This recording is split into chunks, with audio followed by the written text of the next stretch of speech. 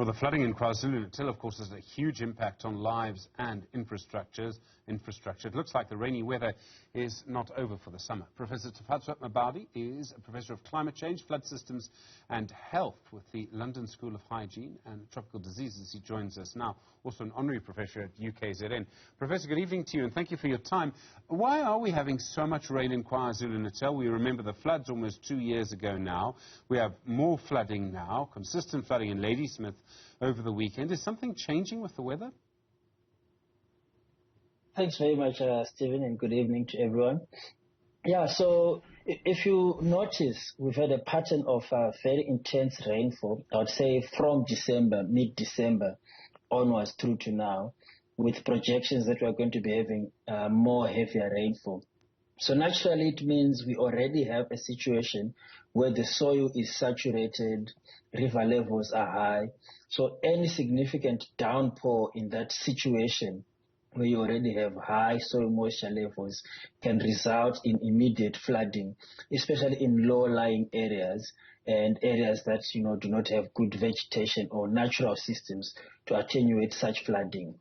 That is also compounded with the fact that with climate change going on and the current El Nino, which has been intensified by climate change, there's generally a lot of energy in the system, which, naturally, is conducive for storms to form and so forth. So then, unless there's a long dry period in KwaZulu-Natal, any rain is going to lead to flooding. It won't take much because the ground is so wet.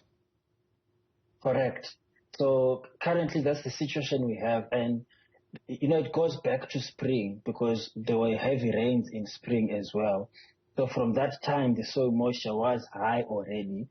And then the downpour in December. And what we are seeing now, that's why now 45-minute storm is creating so much havoc. Are we going to see more storms like this in KwaZulu-Natal? I'm not just talking about now, but over, say, the next 5 years. I mean, could this be a new normal for various reasons? And we know historically there have been intense flooding in the Durban area just because of the geography of the place. Yeah, so just going back 3 years, in the last 3 years, we have noted that the summer rains in KwaZulu-Natal are becoming more and more intense. So there's a trend that is emerging of more intense summer rainfalls.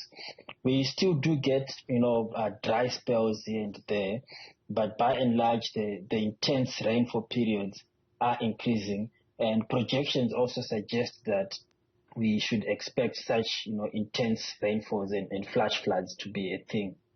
You spoke about natural attenuation systems. What are those? How do they actually manage flood waters? So natural attenuation, we are talking about ecological infrastructure.